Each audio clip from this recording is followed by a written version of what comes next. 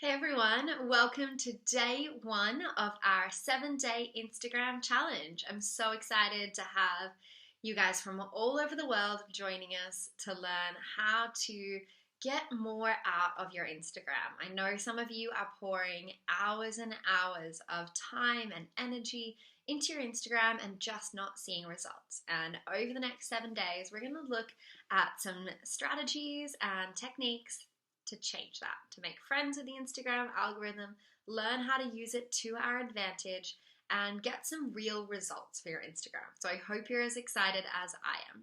Now, obviously, as we work through this challenge, these are all topics that we're trying to cover in 15 to 20 minutes that we could spend hours on. So, of course, it's going to be a little quick insight into some of these bigger topics. But I hope that from every lesson, you get some actionable things to take away that you can implement in the daily activities and show us off in the Facebook group. So let's get started. Today, day one, we're going to talk about understanding our target customer and defining our goals. So I want you all to pause for a minute and think about what your big picture goal is for your Instagram. Why are you doing this? Where would you ideally like to see it in 6 to 12 months' time? And the obvious answer is I want heaps of followers and I want huge engagement. But more importantly, what's the actual result? Do you want to become a wellness influencer that has a community of engaged people who care about vegan food? Are you an e-commerce brand that wants to build a loyal following that's driving traffic consistently to your e-commerce brand? This is important because how you define your goals makes a huge impact on the actual strategies we're going to implement. There is no one-size-fits-all process. If you were, say, a coach selling a high-ticket item, maybe your course goes for $5,000, for example. You might have only 500 followers on Instagram, but if of those 500 followers, a lot of them are genuinely interested in buying your product, you might still be able to make $10,000 worth of sales from that really small amount. On the other hand, if you're looking to become an influencer, you really need that critical scale. You need a certain volume of followers. So it's really important to have your big picture goals in mind and get really clear on what that looks like for you. Vanity metrics don't matter. Now, I think it's really important to pay attention to the analytics of our Instagram. So that might seem contradictory.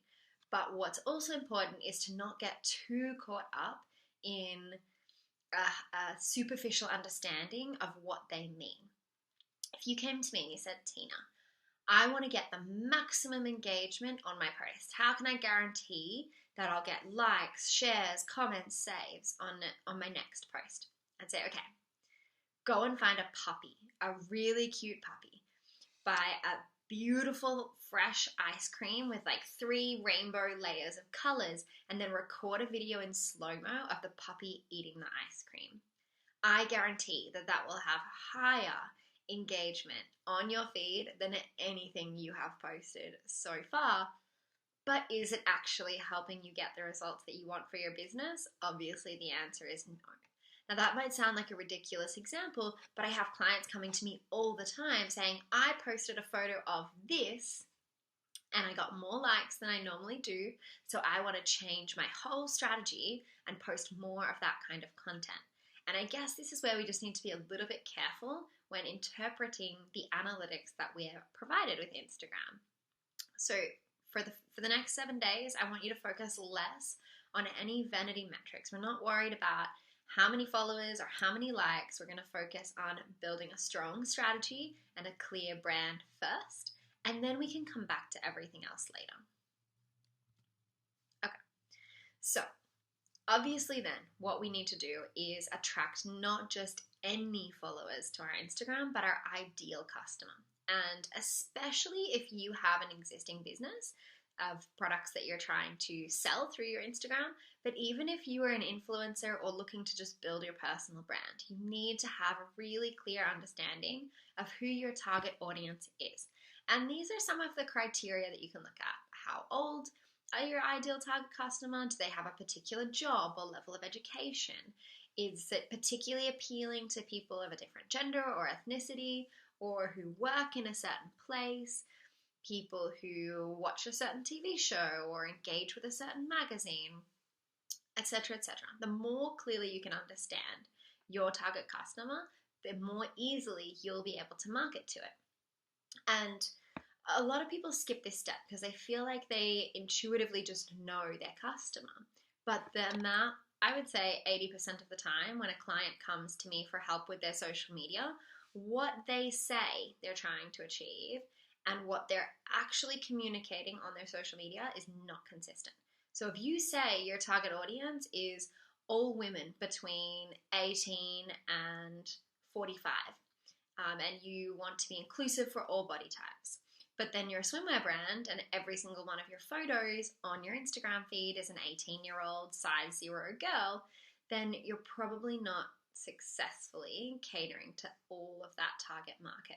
So get really clear on some of these factors. For some of you, things like age will be super important. For some of you, gender or ethnicity will be super important because you're creating a product for that specific market. For others, like Institute of Code, for example, we have had students from 18 to 65 years old from 25 countries around the world and dozens of different industries. So the first three points on that list haven't really applied to us. I can still give you where the majority of our students come from, or where the majority of how old the majority of our students are. But for us, it's less important, those demographic factors, and more important things like personality, core values, preferences. For us, we attract students who want to make the most of their lives, who are driven to have more than an unsatisfying job where they live for the weekends. They want to have often location independence. They want a job where they can travel the world. So for us, it's more about that desire to upskill and views about the world and life and how we should make the most of it. Those are the criteria that unite our audience. So some of these may be more or less relevant for you, but I encourage you to go through every single one. And ideally, this works best if you can come up with a kind of picture in your mind or an avatar of who that target customer might be. So you can say, okay, my customer is Lucy from Sydney, Australia. She spends most days hanging out by Bondi Beach. She loves surfing and has a really active lifestyle, but at the same time wants to feel good in the swimsuit that she's wearing. She wants something that, is enough coverage that she's not going to have a nip slip in the surf, but at the same time feels a bit cheeky and she feels good in it. So the more you can flesh it out so that you have a picture, like how many of you could picture Lucy just then, and really understand who that person is. And try not to fall into the trap of saying everyone is my customer. The more broad your target audience is, the harder it is to create content that they're going to love. So you're better off narrowing the scope of that target audience and having a really clear picture in your mind of who you want to attract for your business than trying to appeal to all people and all things. Yeah. And then the last 2 points on here are important. What do they care about? Why do they need your product? If you decide that your audience really cares about the environment, and then you're posting photos of your products wrapped in plastic with, a dozen plastic bags in the background, or you're posting products of people using plastic straws while drinking, maybe that doesn't jive with your audience's values. So just thinking about beyond the scope of what they're looking for in your specific product, what do they care about more generally? What are their preferences in life? Are they more quality focused or price focused? And why do they need your product? What is it going to do? How is it going to help them? What can they achieve by using it? So you should have 1 to 3 custom avatars on average, where you can put together the kind of, it's like a oversimplified persona of who your target audience is. Cool? Next slide. Okay. I get this one a lot. It doesn't matter if your best friend thinks that your Instagram is shit. It honestly doesn't matter. What's important is what your target customer thinks and feels about the content that you're sharing. So when you start putting yourself out there on Instagram, you may get a bit of kickback from friends and family, especially in the influencer space. A lot of people, they start putting more effort, they start curating their content more, and they get comments from friends and family about being a sellout or trying too hard or that it's inauthentic. Unfortunately, as you are trying to make new shifts and directions in your life, not everyone is going to come along for that journey. So try to stay focused, and that's another reason why I say to ignore the vanity metrics at first. Maybe your current audience doesn't love this, but you're working on attracting your ideal audience. So it's really important to stay focused on that ideal target customer and not just on the people who happen to be following you so far, especially if your current followers is just made up of friends and family or people from a past business. Okay. This is a really simple slide, but I think this encapsulates my entire perspective on marketing strategy. Everything we do in marketing is making a decision about how best to communicate with our ideal target customers, how to get ourselves in front of them. And part of that communication is understanding what we want people to know, think, understand, feel, or believe about our business. So let's take Institute of Code, for example. When we're thinking about our content strategy for our Instagram, we need to know, what do our target audience, those people we've defined in the last step, what do they need to know, think, understand, feel, or believe about us?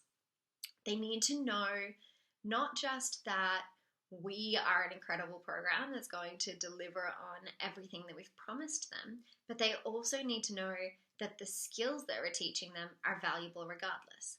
If you believe that we're going to teach you how to code, but you don't believe that coding is a valuable skill set, you're still not going to invest in a training course to learn to code. So they need to know that coding is a valuable skill set to have, or social media and content marketing, depending on the program. They need to know that we are equipped to teach them that, so they need to have trust in our credibility as teachers. They need to believe that they will be able to accomplish everything that we lay out in our curriculum outline. They need to feel connected to the brand, like it's the right place for them. And that's often more of an emotional judgment than it is a logical one. We often act through how we feel about something, not just through what we logically think. You think about the brands that you purchase. How many of them do you go, I'm going to logically evaluate every single swimwear brand out there and then make a decision on the best features and the best price? No. More often than not, we purchase something based on how we feel about it. Nike makes us feel like we can just do it. We feel connected to the brand. It makes us feel good when we're wearing it. So think about what some of these attributes are that you want people to know, think, feel, or believe about your brand. Let's say you're a hairdresser. You want people to know that you're going to have really high quality haircuts. But you also might want them to know that you're versatile and you can do lots of different kinds of styles. If you were only posting long blonde straight hair every day on your feed, then people with curly hair may assume that you don't have what it takes to do a good job with them. So thinking through all of the associations, everything you want someone to think about your business or brand, and write it down. And sometimes it's helpful not just to write down the things that you want them to think, but also write down some of the misconceptions that you want to overcome. So for us, as ridiculous as this sounds, people often stumble upon our program. They get really excited about the idea of studying in Bali. They look through our website, they get on a call, and then they go talk to their friends and someone says, are you sure this isn't a scam? This sounds like the kind of thing where they just whisk you away and you get kidnapped and die. And so for us, building that credibility and that trust of, even though we're in Bali, no one's going to kidnap you, is actually a really important thing that we need to help people understand. If you were a cafe in Bali serving Indonesian food, maybe one of the things that you need to communicate is that your food will be safe and you're not going to get food poisoning, because maybe people have that misperception that it's not likely to be good. So especially when you're coming into an industry where you're trying to shake up existing perceptions, think about any of the questions people have, any of the misconceptions they have, anything that you think they need to know, think, understand, feel, or believe about your business.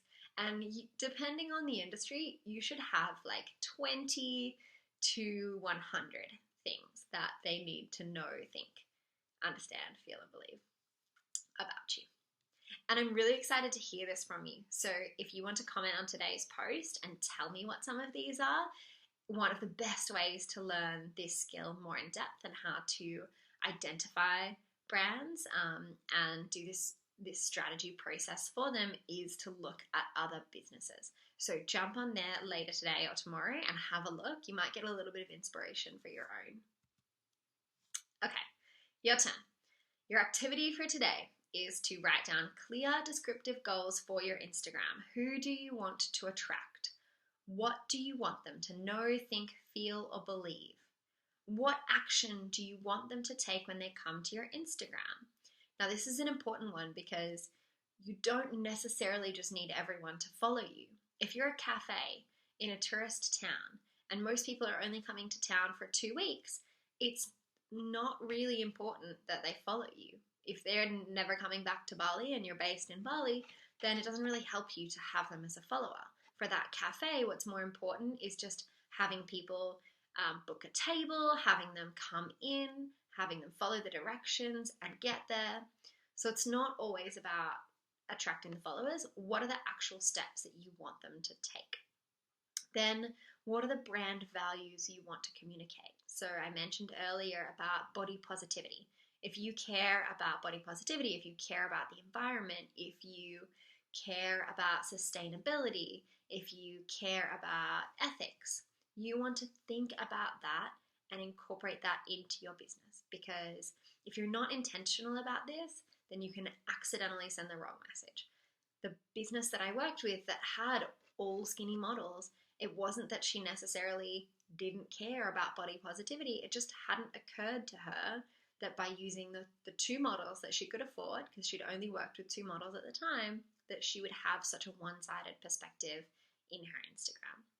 So pop down those 4 things. You can write this out in as little as a couple of sentences or as much as half a page and go from there. I'm so excited for tomorrow's lesson, so we'll check back in then. And please jump on the Facebook community and post a little update from what you learned today.